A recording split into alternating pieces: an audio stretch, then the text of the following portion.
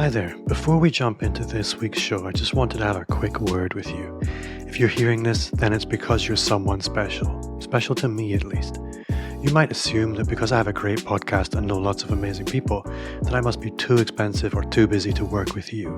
While I am busy, I've designed my business specifically to serve people just like you, right where you are right now.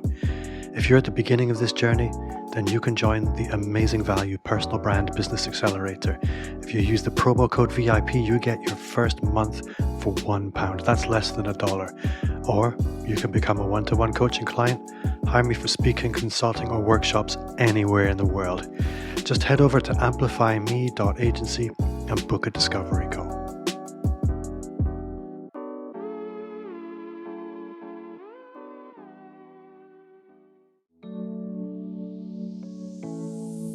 Welcome to Amplify, the Personal Brand Entrepreneur Show. Today on the show, Bob is speaking with Phil Mershon. I had a mentor who told me to do this, and I did it for a year, and then I stopped. Putting time on the calendar every day for brainstorming, and then to have a method for figuring out what are problems, what are things that I need to be applying my brain to, and doing it at a time of day when I'm at my freshest. In 40 to 60 minutes of focused brainstorming, I can come up with a lot of ideas that help me move the needle forward in ways that I could spend a week spinning my wheels. Hi there and welcome back to Amplify, the Personal Brand Entrepreneur Show, where every week I speak to incredible people who share what makes their business work. If you're new to the show, take a second right now while you still have that device in your hand to subscribe. And if you're listening on Apple Podcasts, it's a bit weird. You have to tap on 3 dots at the bottom right, select Go to Show, hit the plus icon at the top right-hand corner of the screen, and strangely, that's how you subscribe. But if you're listening on any other device, it's much simpler. Just hit the subscribe button and welcome to the family. So this week, I am more excited than normal. And I know I say this a lot. I'm very excited about most of my guests, but I had an unforgettable experience recently. You, as my listener, are possibly getting tired of hearing I went to Social Media Marketing World back in March. I am thrilled to welcome the guy who made that experience unforgettable, Phil Mershon, Director of Experience with Social Media Examiner. Welcome to the show. Imagine me as a Muppet going mad. It's so exciting to have you here.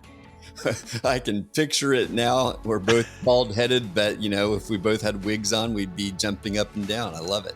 I'm glad to be here, Bob.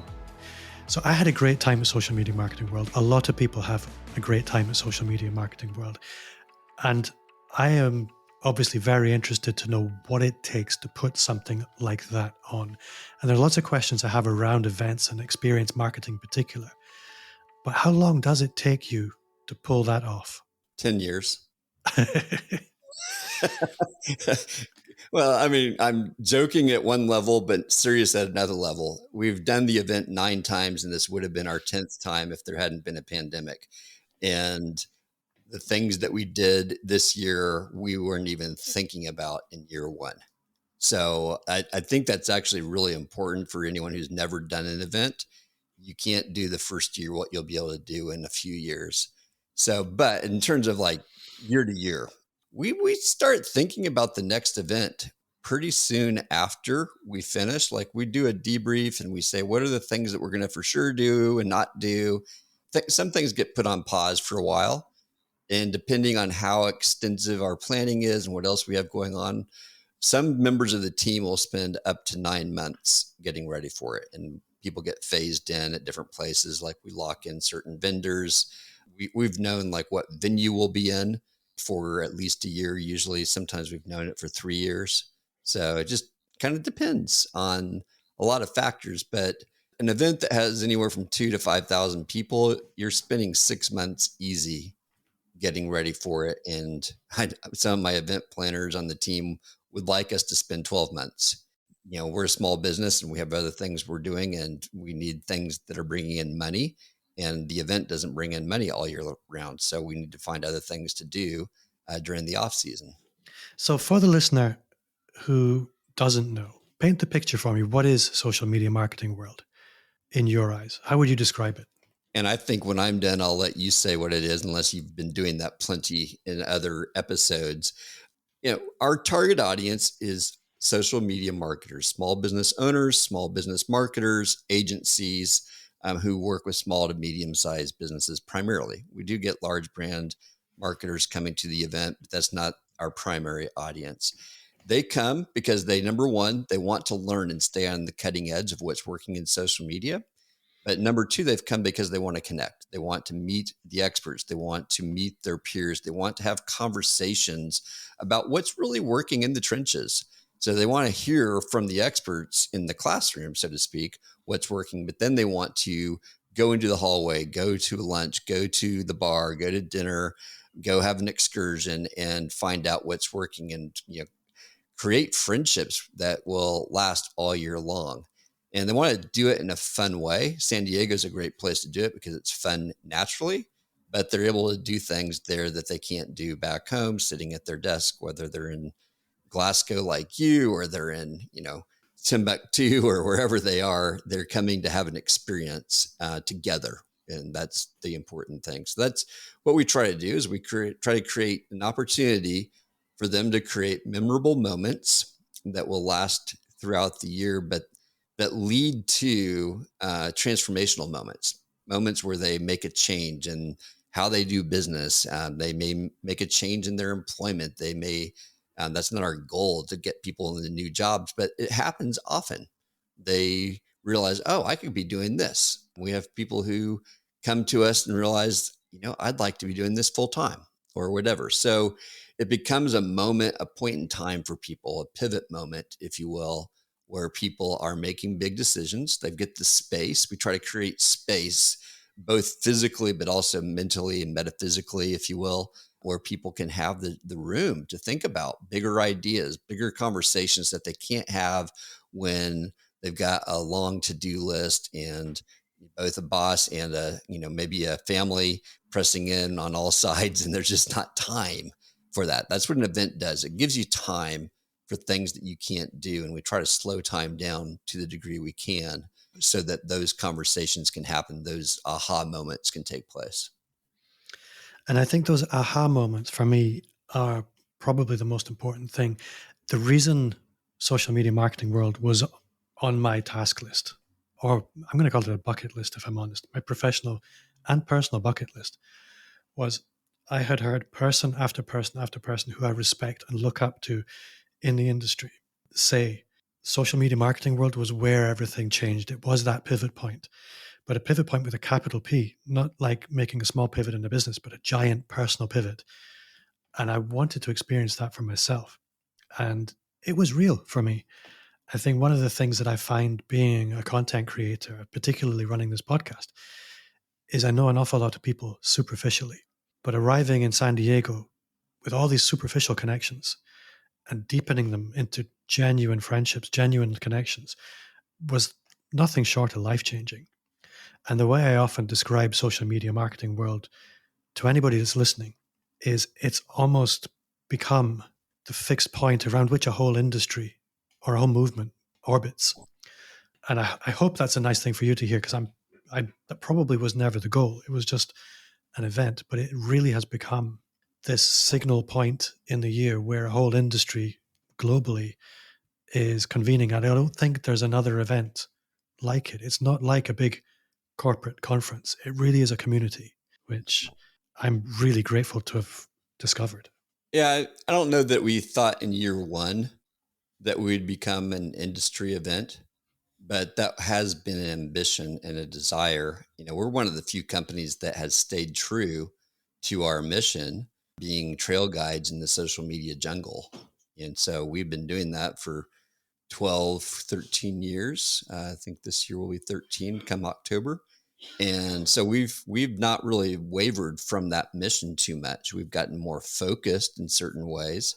So I think the event is that. It is that place where people gather. The people who've known each other for a decade come together, as well as new people like yourself who are new to the community, or maybe are making it to the event for the first time, but have been part of the community online for a long time. And that we find many people saying that's been a bucket list to be there, to speak there, to just be able to, interact with people that they've known. And that's even why we started it in the first year, we didn't start out thinking we'll do in-person events, but what we saw happening is we had this enormous Facebook group that had gathered, or not group, but page. And these people were clearly wanting to meet each other. And we said, well, where else can they do it? There's other events that talk about social media, but there's none that is the focus. And so felt like we were in a place that we could do that. And that's who comes year after year. We've got some who've been there every single year. It's a small handful other than speakers, but it's probably less than 30 people total other than, probably 30, even including some staff who've been there every single year. And then there's a lot of people who've been there anywhere from 1 to 8 years. So something I'm wondering, and I couldn't think of a better person to ask, but there'll be people listening all over the world, understanding that experience marketing, bringing people together, as it has for you, put you in the center of a community. And that community provides opportunity. Relationships provide opportunity, and opportunity to build a business. And there'll be people all over the world thinking, I'd like to do something like that near me. If you were looking at running an event locally to you and it was day one, how would you approach it now? Well, that's a really good question. I'm actually talking to some different groups in the faith-based world because I'm a former pastor, and that's a place that I've got interest talking to them. And I think the first place you have to start is, who am I trying to attract and why will they want to come together? You got to know your why so importantly. Like, what are you trying to affect? Just going and having an event is not a great business idea unless you know your why. Events are hard to run profitably. I'll be upfront about that. Online events, it's a little easier to do it profitably. In-person events are tough because you've got to, unless you're doing a corporate event where you know exactly how many people are coming, but if you're trying to attract an audience, it's very unpredictable how many people will come. And the cost of doing physical events, especially in a world where supply chains are causing issues, it's tough to do. So you got to know your why. Who am I trying to attract? Why do they want to come? What's my role? Why do I want to hold this event? So I want to get clear on that why and my intention of what I'm trying to create and why I want to do it before I ever start thinking about venues and dates and speakers and activities and all the things that go into creating an event. A lot of people will try, when they're looking at running an event, fall into the trap of as many people as possible. And I think this question of who will come, why will they come, is so important. When you're looking at the why will they come from a social media marketing perspective, obviously you're there as the director of experience. And that would suggest that you're designing that experience very carefully. And in particular around the choice of the speakers and the topics that you choose. So what I'm curious to know is, when you're choosing speakers, one of the things that I definitely noticed is you're not just picking the big names for the sake of having the big names to attract people, but you are, well, I don't know why you're picking the people you pick. And that's essentially what I wanted to pick your brains about, is what goes into picking the speakers that you choose? Because I think the way you've done it was very elegant, very smart, and it was very diverse. And I think that's something that a lot of people could learn from, because I don't see that in very many other places. So some of what you want to know is secret sauce, so I can't share it. Fair enough.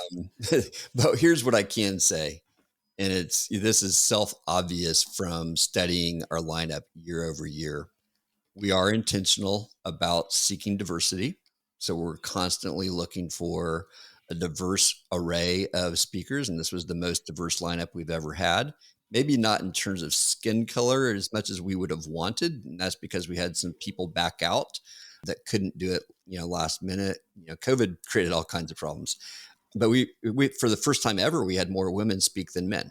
So that's taken years to get there, but that's intentional. But, for us, it all starts with research. So I think back to the why. The why is, what do customers really want to learn about? And our research tells us the answer to that. And that research is multi-pronged. We're studying an industry report we do once or twice a year. We're studying the way that people are consuming our content. We're looking at what other people are saying in the world. We're not just relying on our own data. And that tells us, what do people want to learn about? And then we say, who are the experts? And that may or may not be someone who has spoken for us in the past. That may or may not be someone who is famous and recognizable. Not everyone comes because, they've got all these people speaking. People are coming because I want to learn how to do this with TikTok or how to do that with Instagram.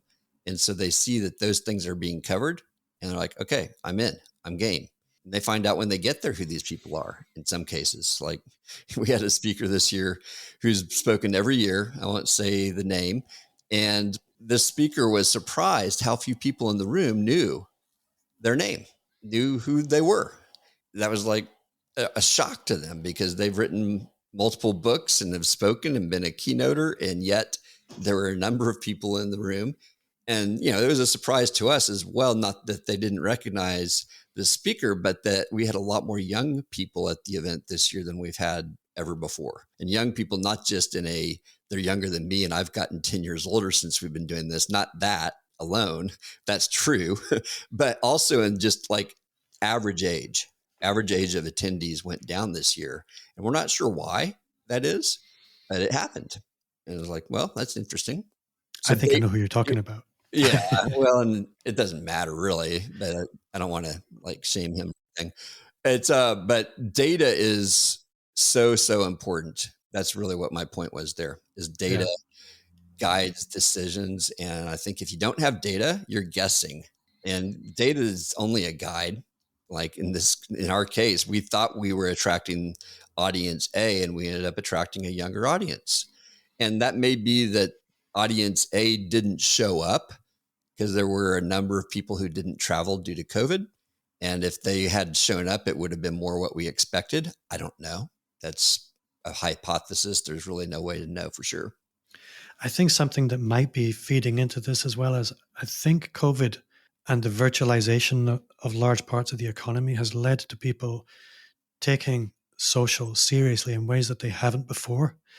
And a lot of people have been now introduced into new roles that didn't exist before from other parts of organizations. I know in this country we have lots of what they call digital apprentices. These are jobs that never existed before. And I think what we're seeing now is that larger organizations are taking social media seriously in ways they didn't before. Because I was speaking to a lot of people, and there were a lot of young people at the conference who were very new to the workplace, let alone social media. Well, probably not social media, to be honest. But using social media for business, new to that, most likely. Yeah. So again, another thing I think a lot of people can learn from is the feedback that you get about your own event. And I'm curious to know what people reported, as their biggest win, because I know you poll your customers, your visitors, attendees, but also I'm wondering if you'll share with me what was the most common complaint, if there was one, because that is something that I'm curious to know if people do complain, because it's awesome. And if they do, what about? That's if you can tell me. I appreciate it. It might be awkward. I can't share everything, but I think, what they love is the same thing that they always love. Actually, this was a surprise this year. The ratings on our content went up significantly. So in the last couple of years, the average score for speaker sessions out of 5 was a 4.31 to 4.33 in that range. This year it was a 4.52. Statistically, that is a significant improvement. So that's great. People love the content.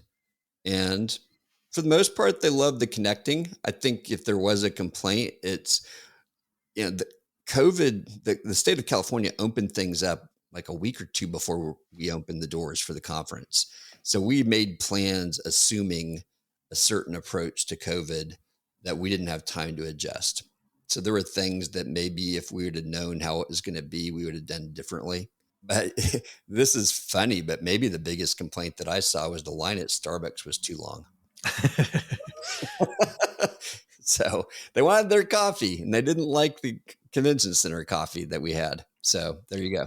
Well, if that was the biggest complaint, you're doing all right, because I didn't even go to Starbucks.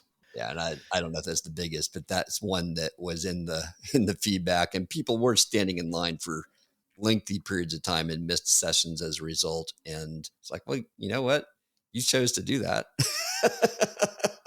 But it is something for us to learn from. So, one of the things that you're working on at the moment is a book around personal branding and experience.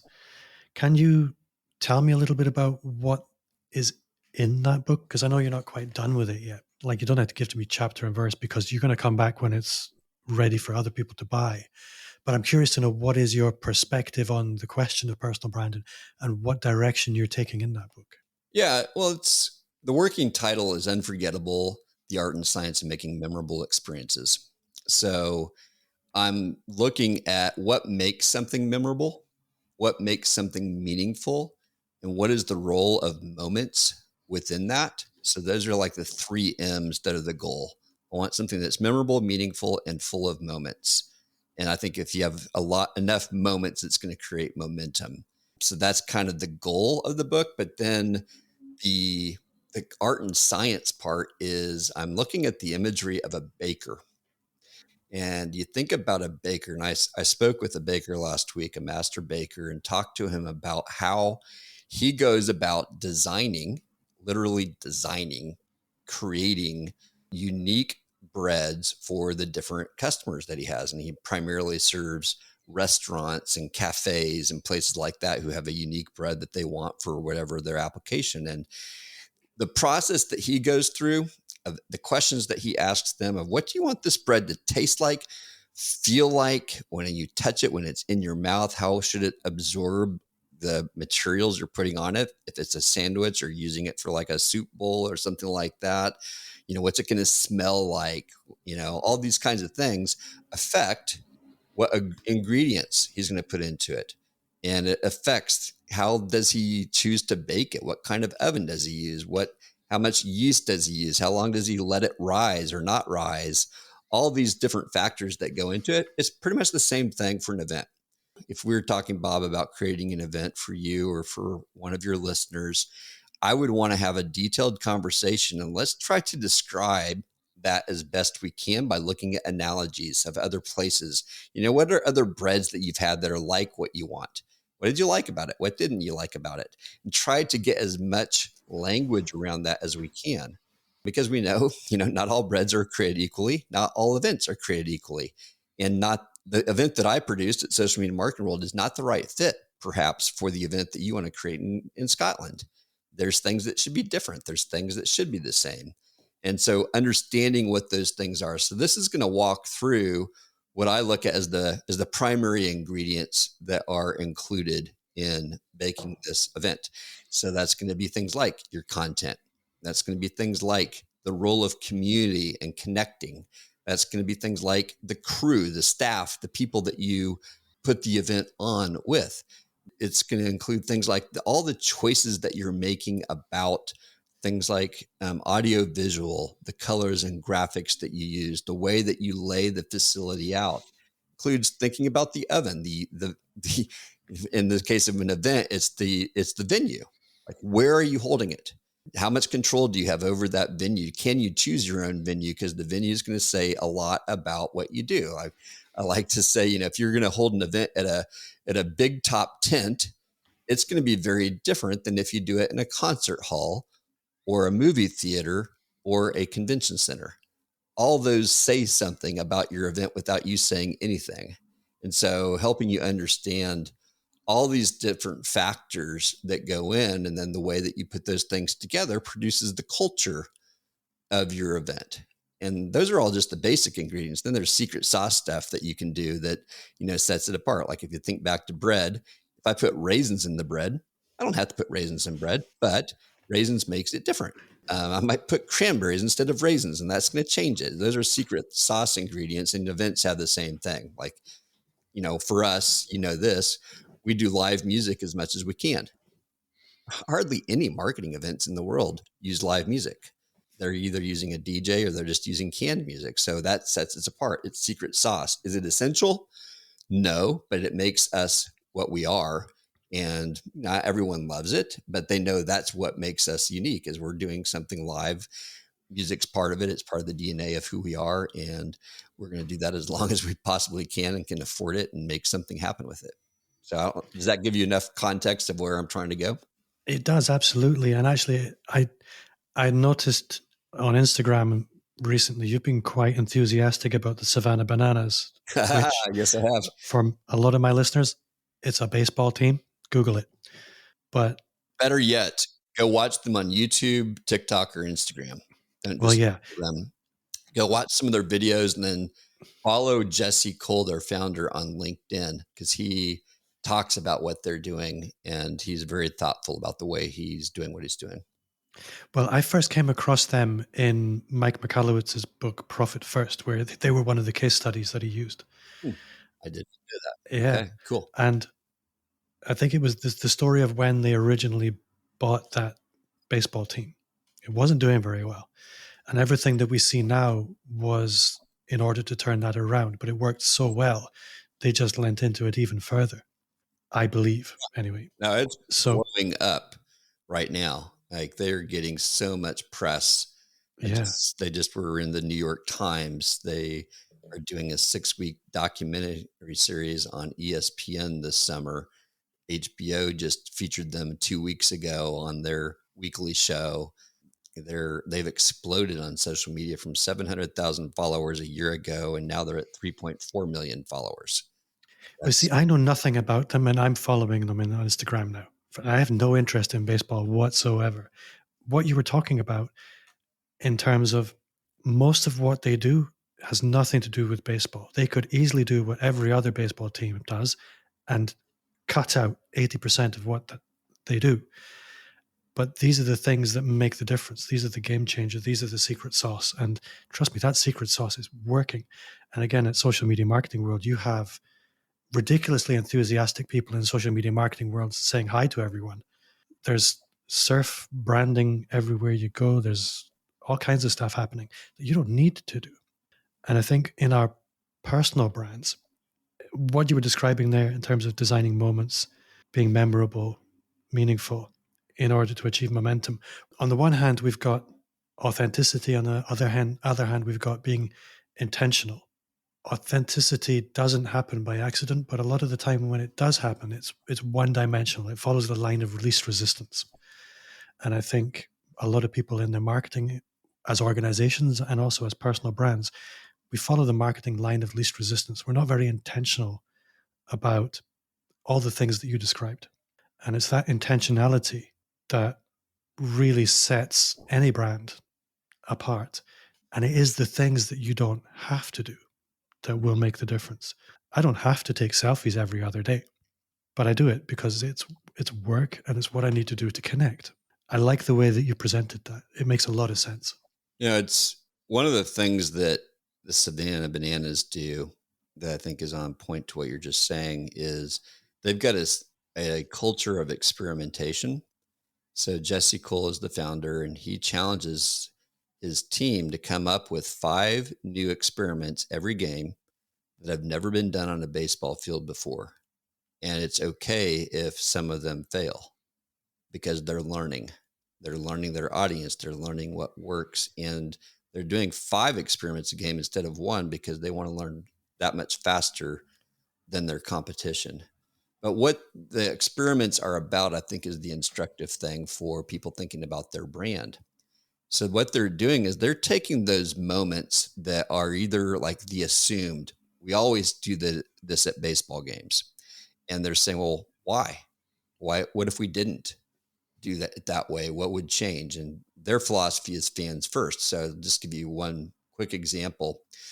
At most baseball games you go to, you pay to get into the stadium, you pay for parking, you're paying for your taxes, you get into the stadium, you're paying for your food and your drinks, and you're getting nickel and dime the whole way through. And if you take a family of 4 to a game, your tickets might have cost $20 a piece, but by the time you leave, you've been spending probably $40 a piece or more.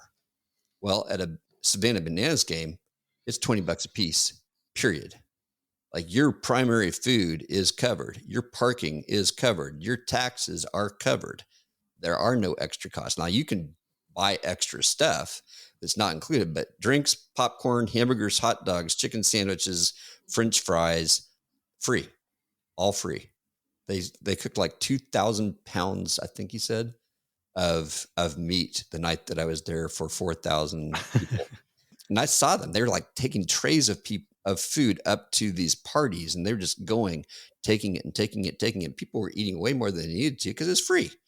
But that was an assumption. And you might look at that, and Profit First probably did too, and saying, well, that's kind of stupid. You're giving money away. That's $20 a person you could have been making. And he said, what I'm willing to sacrifice that, because a family of 4, knowing that they've invested $80 to go to the game, and that's what they walked away having spent, they're going to be way happier, and they're going to tell their friends, man, it was amazing. And they're going to be much more focused on the fun they're having, instead of dad looking at every charge that goes through every time he's handing his credit card over, or, his wallet opens up. He's starting to get stressed. Man, this is a lot more expensive than I thought it was going to be. I don't think we can do this very often. And now he's like, oh, this is great. And so what's happened is what I said earlier, the explosion of fans. They've got 3 million new fans practically in the last year. Their merchandise sales have gone up tenfold in the last year. So they are making up in merchandise sales what they were quote unquote losing in-person sales, because now they've got this enormous global audience, people who love them, who are fans everywhere. I wear Savannah Bananas shirts here in Wichita, and people will stop me and say, I love them. I saw them on YouTube. What's it like? I bet I've had 10 conversations in the last week just because I wore a hat or a shirt, of people who stop me and say that. And I feel like I'm becoming a little evangelist for them. And that was never my intent. I didn't know what I was going for. I'm not a baseball fan. It's funny. I was at a group meeting last night, and one of the guys there is a former professional baseball player. And I happened to let it slip that I really don't like baseball, but I like Savannah Bananas because of the experience they're creating. And I think with personal branding, if you understand the experience that you're trying to create, you're going to get people talking about you long after the event's over. Just like, Bob, you're doing about social media marketing world. I did not know that you had the kind of experience that you did. So I'm thrilled to hear it. And I'm thrilled to hear that you have been telling that story over and over. And that's what happens when you create a great experience. People become evangelists naturally. They're telling people about your brand, and you didn't have to do anything more, because you put the effort into making sure they had an awesome time, and let the experience become the marketing. So if we maybe look at the personal brand for a moment, we have the Savannah Bananas as a corporation, as a great role model there. Occasionally, you will see somebody like Gary Vee, for example. He is the personal brand unicorn. He's actually not a great role model for most people, but he typifies the kind of process you described. He creates moments that are memorable and meaningful, and he is Mr. Momentum. I guess what I would like to ask is, how can you or I be much more intentional about the way that we approach creating those fan moments in our own personal brands? You see the likes of the Savannah Bananas doing it. They have a lot of resource. They have a lot of people. As individuals, how can we create that fan-worthy personal brand ourselves? Well, I'm going to just start with Savannah Bananas. They started with a very small team. Like, it was the owner, his wife, and their president. And I think they had an intern their first year. So it doesn't require a big team. What it requires is a vision of what's possible, and a willingness and a dogged determination to keep pursuing it, and not be discouraged. So for them, they picked a name and a motto, or a motif with bananas that the city of Savannah hated. Like, they had a lot more haters. They still have a lot of haters, people who think they're ruining the game of baseball, but they had to overcome a lot of perceptions. And so it was that vision. And I think that's what it is for us as entrepreneurs, as people with personal brands, is we have a vision for what we're trying to create. We know something's possible that others might not buy into. Like, I encounter this frequently with event planners who may not understand why I'm doing what I'm doing. I'll give you a perfect example with live music. It would make sense if I just 100% found musicians who live in San Diego who are willing to do it on the cheap and come perform at our event. That would make sense from a financial perspective, wouldn't it? But Yes, it would. what doesn't make sense is bringing people in who have no connection to the community. So I prefer to find people who are part of the community, some of whom will perform for free because they're part of the community, and others whom we hire. But it's all because we're trying to create an experience together. So I'm looking for people who get it, who are co-laborers, if you will, or collaborators who are trying to create this experience with me. And so I prefer to look for those people. And so I found this past year, I think it was around January, we had our Facebook group that we'd started, and we talked about having a choir at the event, and a lady pops in and says, "Oh, I should probably join that. I'm in the music industry." That could mean a lot of things. So I said, "Well, what do you mean you're in the music industry?" And while she's answering, I'll go look her up and find out she's got nearly 800,000 followers on YouTube. I'm like, oh, you're not just in the music industry, like you're legit. And then I went and listened to her and said, "Man, you're really good. Would you be interested in performing?" Already coming to the event. She's like, "Absolutely." And she killed it. She's part of the community. She wanted to be at the event. She shared something that helped make us better. And so I forget where I was going with that in terms of the answer to your question. I think the vision of what you're trying. Oh, yeah. So knowing what the vision is. So my vision is I'm trying to create live music, but it's from the community. That's the vision. We are creating a community that lives long beyond the event. If I go hire a musician who comes, performs a few songs and leaves, and we never hear from them again, that creates a moment, but it doesn't create momentum. This gal who I didn't even hire her. She's part of the community. Tara, she is now a fan because she became much deeper entrenched in the community, and she's giving to others as much as she's giving back. That is going to extend the life of this community. And I think knowing whatever your vision is and being willing to communicate it. So I've had to communicate it over and over to the team. Hey, it's not just about saving money or finding someone who's local, but it's about this bigger vision that we have.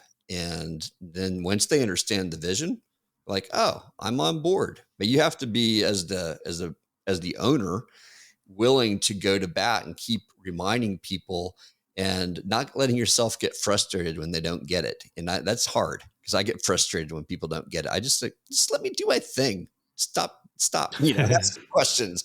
But no, that's not it. I've got to sell the vision as much as I have to remind myself, hey, this vision is worth fighting for, and it's possible, and it may take years. Jesse bought the team in 2015. First games were in 2016. Here we are in 2022. So it's taken 7 years. The first couple of years were they sold out, but it was just, another team. It's only been in the last year that they've really exploded. And so I think with personal brand, it may be the same. Like you have to play the long game and hold true to your vision and values.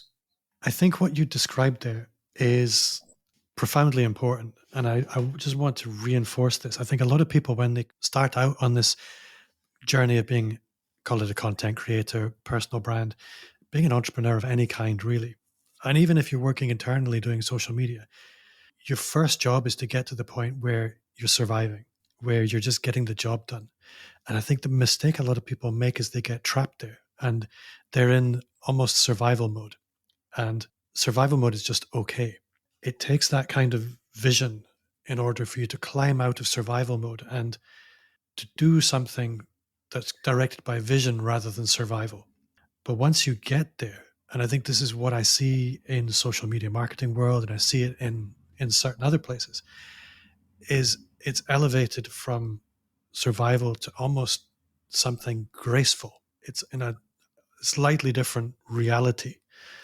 But you're right, it does take a determination, and it doesn't happen by accident. It has to be intentional. And you have to push out of a place of comfort into a place of discomfort. And it's going to take a while before that becomes comfortable. So I really feel that that applies to so many people in their personal brands because they take the line of least resistance. Once the panic is over and the dust is settled and the fear is gone, people are on autopilot by that time. It's already become a set of unconscious processes. To make it conscious again with a clear vision is so important. Now, I do think there is such a thing as accidental discoveries and success, but that's not repeatable. What is important is if you have one of those, and I think live music's one of those things for us at our conference. Like we did it because I'm a musician. I'll be honest. We did it because I'm a musician and I was looking for an outlet. But over time, we've realized that's one of our secret sauces and we've had to study it. This is where I think the important lesson is. We've studied it and said, well, what about it is important? Like we've shifted. In the early years, we only played jazz because that's what I love to play. And we realized, well, actually, the audience doesn't love jazz as much as you do, Phil. They like this kind of music. And so we've shifted and we've moved it away from being pure jazz. We still do a little bit, but it's primarily more, pop mainstream kind of music that we know the person who's coming to the event is likely to enjoy. And so we understand that there's still an important role of it, but the way we do it has changed and the intentionality with which we do it has changed. And I think that's important too, because you may see as a business, you've had something that's done well, but you can't just assume it's going to keep doing well. You have to understand, well, why did it do well? And then, because there might be a variable that changes next year and it doesn't do as well, but that may not mean that what you did was wrong. It's just there's one element of it that you have control over changing that allows you to keep leaning into what your community really loves about you. Yeah. I think you're right. Be led by the vision and not by the tactic, not by whatever seems to be working, and always be testing. I think it's a great way of looking at it. Phil, I'm looking at the time. I know you have other things to do today, bizarrely. Imagine that. But if people want to connect with you, and particularly if they want the book, let's not worry about the book because you're going to come back and we're going to promote the ass off it. But if people want to connect with you, where can they do that? Where's your favorite place to be connected? LinkedIn is great. Facebook's great. Those are probably the two best. But you can follow me on Instagram and Twitter. Those are the 4 platforms I live on. And Social Media Marketing World is open for tickets right now for March next year. It is. Yes. I've got mine already. If you are listening and you want to go next year and you want to catch up with me, I had a funny story. I had so many people that I didn't know I knew who wanted to suddenly have dinner with me at Social Media Marketing World that I ended up saying no to so many people. So next year I'm having my own meetup. So if you're going and you're listening to the show and you would like to hang out, let me know. But obviously I will see you there, Phil. Thank you so much for being a great guest. I need to ask you one question. What's one thing you do now that you wish had started 5 years ago? So I wish that I would have kept doing this starting 30 years ago. When I first got out of school, I had a mentor who told me to do this, and I did it for a year and then I stopped. And that is putting time on the calendar every day for brainstorming, and then to have a method for figuring out what are problems, what are things that I need to be applying my brain to, and doing it at a time of day when I'm at my freshest. And, I find that in 40 to 60 minutes of focused brainstorming, I can come up with a lot of ideas that help me move the needle forward in ways that I could spend a week spinning my wheels. So that's a practice that, funny enough, Jesse Cole talked about it on a post he did on LinkedIn, how he and his director of entertainment sit down every day and they take a problem and they brainstorm what are 10 things that we could do to solve this. And that's essentially what I do now. And it's about 30 years ago, a mentor said, Phil, you are so creative. You need to put time on the calendar and you have my permission to do this, to brainstorm every day. And I stopped doing it after I left that job. And I wish that I kept that going because I probably would have had a million ideas by now. Well, it's a really interesting answer. It's not one I've had before, but it's extremely powerful. It reminds me of something from the book called Choose Yourself by James Altucher. And he has an exercise in that book called 10 Ideas a Day, which is for cultivating creativity. And this is very similar to that, but it's a very powerful thing, which I'm not going to spend time talking about right now because I've taken enough of your time. Phil, you've been an awesome guest. I'm really grateful for your time, and I really look forward to your book coming out, and I look forward to you coming back telling us all about it. For now, thank you so much for your time. All right. Thanks, Bob.